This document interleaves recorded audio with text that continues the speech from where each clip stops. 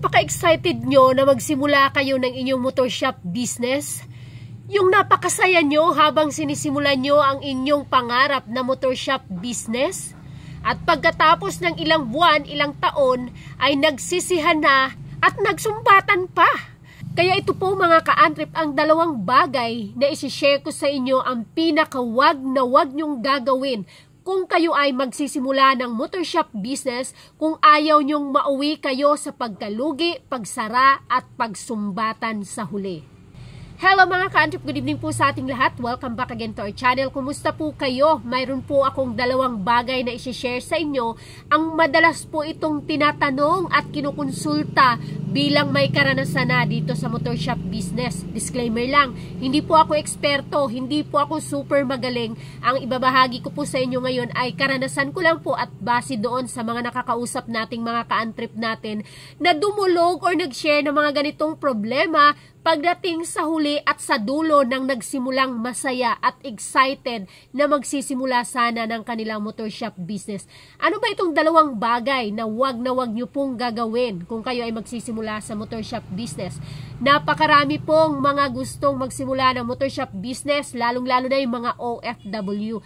Yes, sila po palagi yung nagtatanong sa akin, nagme-message, nagko-comment kasi sila yung may sapat ng puhunan at napakarami sa kanila ang nangangarap na magkaroon ng motor shop business. Ang pinakauna po na wag nyong gagawin, madalas ko po itong sinasabi sa lahat ng mga nagtatanong sa akin, ay yung pasisimulan nyo ang inyong motor shop business nang wala po kayo dito sa Pilipinas, nang wala po ang inyong presensya at iuutos nyo lang sa inyong pamangkin, sa inyong pinsan at siya na rin ang magbabantay sa inyong sinisimulan at itatayong motor shop business.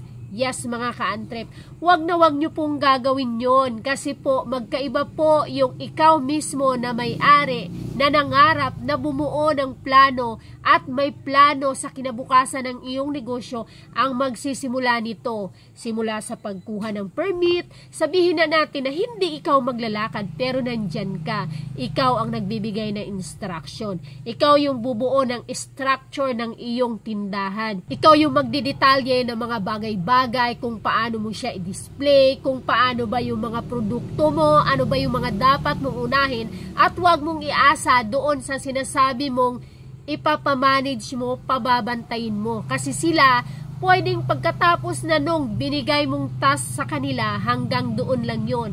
Pero kagaya kasi natin, kung tayo ang owner, we can do beyond doon sa dapat lang. Pwede nating lagpasan yung ating plano lang na ganito. Pwede nating ma-realize na, ay, mas pwede pala yung ganito, ay mas maganda pala yung ganito. Kasi pagdating sa dulo po mga ka-antrip, sisisihin nyo lang ang sarili nyo or sisisihin nyo lang yung taong pinagkatiwalaan nyo or in-charge nyo or pinag-manage nyo doon sa sinisimulan nyong negosyo. Simula pa lang malina po kaagad kung ganun po yung pagsisimula ng inyong plano sa inyong motor shop business. Marami sa atin yan, merong mga nagtanong yan, mga taga Singapore, pinsan niya, nagtanong sa akin, ma'am, ano po ba ang dapat gawin? Kasi ipapaayos ko po sa pinsan ko. Yung itatayo po naming shop, siya na rin po kasing magbabantay sa pagkuha po ba ng business permit, siya po ba or sa akin ipangalan kahit na siya ang mag-ayos, magpoproseso kasi nandito po ako sa Singapore, nandito po ako sa ganitong bansa.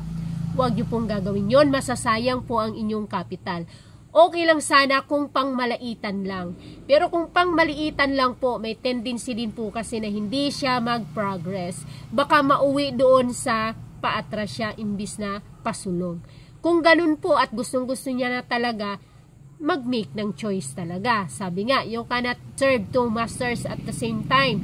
So, mamili ka. Ang pinakamagandang suggestion ko ay mag-ipon ng sapat na puhunan. Pag nakapag-ipunan ng sapat na puhunan, boom! Ayun na, ibomba mo na sa iyong motor shop business at ikaw mismo ang nandyan. Hahawak ng iyong negosyo. Ikaw ang magsisimula. Ikaw ang nakakaalam mas higit kanino man sa lahat ng detalye doon sa iyong papasuking negosyo. Number 2, yung makipag-partner-partner. Yung makikipag-partner-partner na verbal lang, yung Kami ng kaibigan ko ang magpa-partner. Kami ng pinsan ko ang magpa-partner. Make sure lang na kung magpa-partner kayo ng kaibigan nyo, kamag-anak, pinsan, yung mga kaigso daw, anak ni Ninong, anak ni Ninang, make sure lang na okay talaga kayo. Hindi lang kayo basta close. Yung okay, yung communication nyo, yung open kayo sa isa't isa na lahat kaya nyong sabihin. Personal is different na pagdating sa negosyo, di ba? Sa mag-asawa nga lang, nagkakaroon pa ng hindi magandang pagkakaunawaan base doon sa pag-deliver. Let's say for example, ako, halimbawa mag-asawa kayo or mag-partner kayo or kayo magpinsan na nag-partner sa negosyo. Halimbawa ako, iba yung aking public relation, iba yung pakikitungo ko sa mga customers compare doon sa asawa ko, pinsan ko, pamangkin ko, kamag-anak ko, kung paano siya makitungo sa mga customers. Magkakaroon kayo dyan ng tinatawag nating friction. Friction in the sense na baka sitahin mo siya kung paano siya doon makitungo sa inyong mga dearest customers. Siyempre, customers yan. Gusto natin paulit-ulit sa atin silang bumalik at bumili dito sa atin. Paano kung hindi siya ganun sa mga customers niya? Kaya mo bang sabihin kung paano ang dapat sa kanya? Ganun ba kayo ka-open? Dahil kung hindi, magkakaroon kayo ng friction at magkakaroon kayo ng hindi pagkakaunawaan. At ang hirap pa noon kapag nagsimula doon sa nagkakaroon na ng question, gaano mo ba siya kakilala? Gaano mo ba siya kapinagkakatiwalaan? We're talking about here pa rin po yung partner po ha na OFW, tapos yung kanyang partner daw ang magmamanage at magsisimula dito ng business. So, ang usapan is si partner magbibigay ng capital at mas malaki daw yung parte nung nandito na nagmamanage since siya yung nagmamanage dito. So, gaano nyo ba kakilala ang isa't isa at gaano nyo kapinagkakatiwalaan ang isa't isa at gaano nyo po ba kakilala kung paano i-deal yung isa't isa kung mayroon kayong mga sensitibong issue na dapat isettle or pag-usapan. Pagdating pa naman sa pera, kahit mag-ina, mag-asawa, mag-ama, magkaibigan, pag nagkakaroon na ng question at pagdududa, madudungisan po ang inyong friendship, ang inyong tiwala sa isa't isa at pwede maapektuhan ang inyong negosyo. So, yun po yung dalawang bagay na pinakawag na wag nyong pagdesisyonan ng ganun-ganun na lang.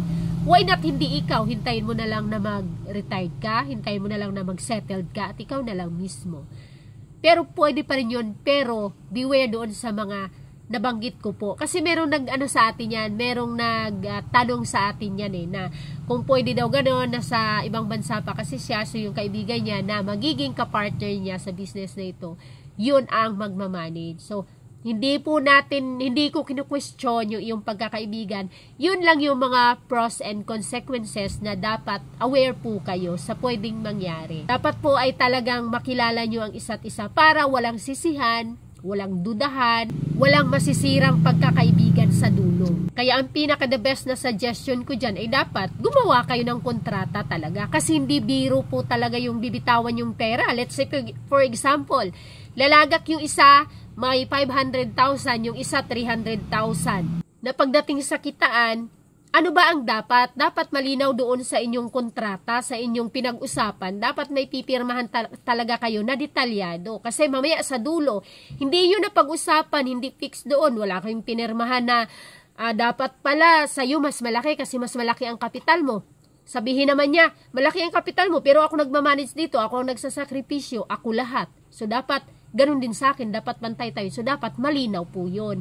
Para nga po, walang sisihan at walang pagdududa sa isa't isa. Kasi, isa niyan sa inyo ang magdududa, magsisi sa huli, kung ano man ang mangyari. So, yung isa, sisihin ng yung isa naman may pagdududa doon sa isa. Dahil sa dulo po, napakahirap nung nawalan ka na ng pera, nalugi pa yung negosyo mo, nawalan ka pa ng kaibigan. At pagdating sa pera, minsan po doon nasisira ang mga matatalik or yung mga magkakaibigan na sisira ng dahil sa pera. Okay, so yun lang mga ka-antrip, sana ay may nabigay akong konting info doon sa inyo or contribution doon sa mga ganyang usapin na tinatanong sa atin ng ating ka-antrip.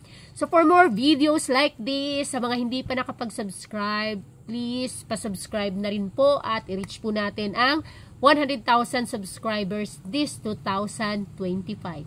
Thank you so much. Bye. See you on my next video.